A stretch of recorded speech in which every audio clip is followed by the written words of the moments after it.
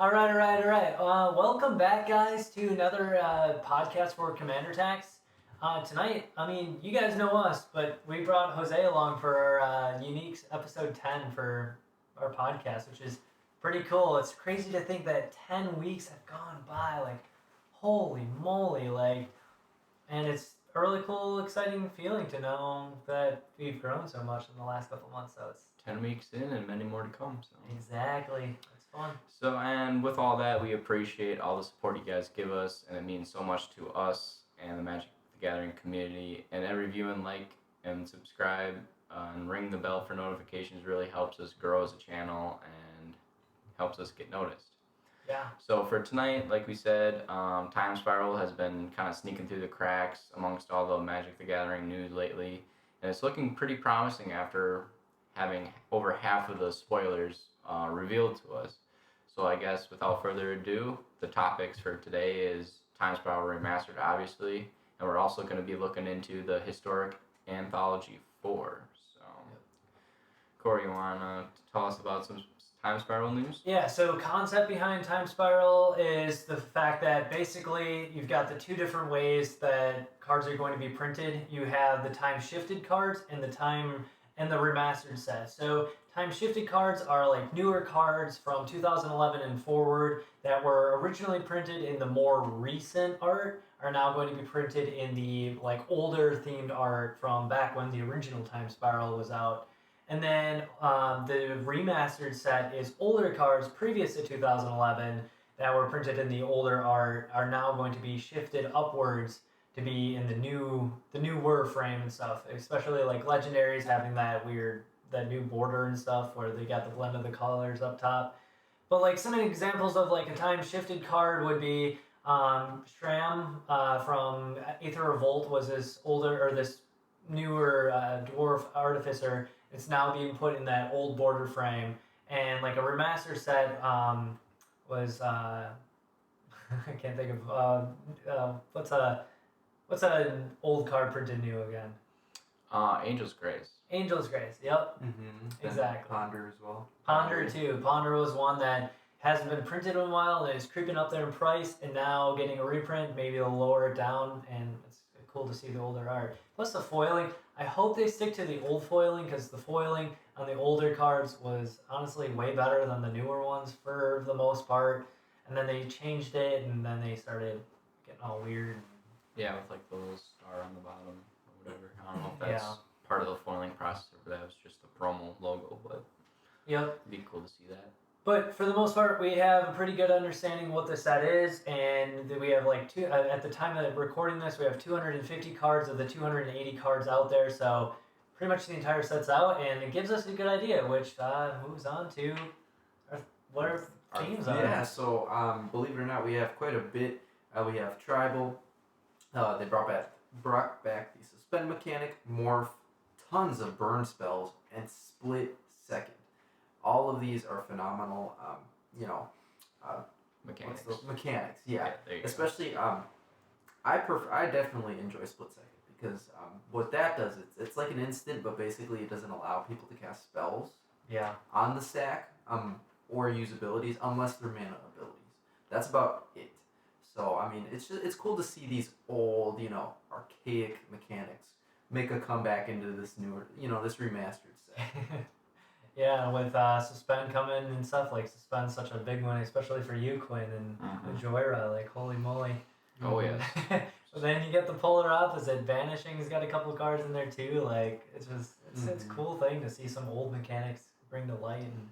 And then you got, you just played a couple episodes ago, or Sliver Tribal, so you see all like tons and tons of slivers. Right. In terms of actually. They have quite a bit of tribal coming in. They got, obviously, the Sliver, Merfolk, and then Fungus and Sapperling. You see quite a bit of those, but I'm really excited for the Sliver. Yeah. Oh, yeah, I bet you are. Yeah. So, contained with every booster pack contains a card from the bonus sheet. These cards were originally printed with the modern frame, but will receive a throwback retro frame style. Like Ajani's Primate, originally printed in Magic 2011, and Shram Senior Edificer, like Cory mentioned earlier, originally printed in Aether Revolt, are 2 cards revealed with the older art and stuff. So, kind of looking at the pricing. This is all based off of Card Kingdom's pricing, but a standard booster box will be about $210 without tax, and that's your standard 36 packs per box. And the buy box promo is the Lotus Bloom in the older, like, brown bordered art with the little star at the bottom, like I was referring to earlier. And it's about $6.50 to $7 per pack, so it's not too bad. It's a little bit more expensive than what like a regular blister pack would be. But like we said before, this is like a master set, so the prices are going to be a little bit higher. So yeah, and it's subject to change too. If you go to your local game store, I think that's going to be where you're going to get the buy a box promo, but you might end up paying a little bit more for a box. It might be like $220, but then you're basically paying for that buy a box promo. And I gotta admit, having that Lotus Bloom with the promo logo on it, it looks pretty cool. So it's definitely, and maybe it's giving a little rivalry, a little callback to the card that they won't ever be able to reprint. That's Black Lotus. So maybe Lotus Bloom's a little like jab and being like, hey, Lotus Bloom is blooming, but it's not the Black Lotus kind of thing. Yeah, or what is it? Not. It's not revised list. What is it? The restricted. Is it the restricted list? Something like that. Yeah. Where they can't reprint the card because it's revised list, I think. Something like that. Something like that, yeah. Basically super old cards. Some of them are really dumb on that list, and that there's no reason not to reprint them. But then you've got the Power 9 on there too that are holding their value for sure. Yeah. But yeah, you want to kick us off with yeah. So believe it or not, I want to say the card I'm most excited for is, and I'm pretty sure you guys already know this, but Sliver Legion. Yep. I don't know about you guys, but that to me is just like, it melts my heart. Yep. Especially because I use them in my Sliver Tribal. If you guys weren't aware, if not, if you guys weren't aware, check out one of our games, or another episode. You'll see a bit of play with that guy, but he's just, I love him. Yeah, deck tech 2, right? I believe, or I think it's to come. Yeah, I think the deck tech's to come. Yeah, I think lots to come. But exactly. I like the entire set itself, like seeing new cards in that older theme, just like seeing it out there and seeing new cards being reprinted. That, I mean, let's face it, Sliver Legion and other cards like it, like you're not going to see those in a standard set. So the only time they can be reprinted is Commander or modern sets, basically. So it's cool to see like the new arts and the old arts, play in this set. So I like that. I'm kind of like with you, Corey. I like all the newer cards getting like the older art, and all the older art getting the new arts. So it's kind of cool. The two, or like a couple cards that I'm looking at was Ancestral Vision is getting reprinted in the set, which is cool. Leyline of Sanctity, the really good Leyline for black, is being reprinted in the old art that I saw. So there's a lot of interesting cards in this set. I mean, there's Damnation in the new art that's going to be reprinted and stuff. I mean, not new art, but it's like the Modern Masters art version of it. So there's a lot of high value cards that are being reprinted in this set. So hopefully it'll drive down the prices for those cards. A ton. Yeah. I mean, we could only fingers hope crossed. for a ton. Yeah, fingers crossed. But it's also cool to see like Atali, Storm get that old art. And Elder Dinosaur, and then same thing with our Arcades. Like you had the OG Arcades from the original EDH. I mean, the Elder Dragons. Now to see like the new Arcades in that old art is just a cool thing too. So just to see all these like really big figures like Atali and Arcades, like these elders be printed old. So, yeah. Awesome. Yeah. With that being said, I mean, now we can move on to Anthology 4. Now, there was a tweet, but the details are to be coming soon.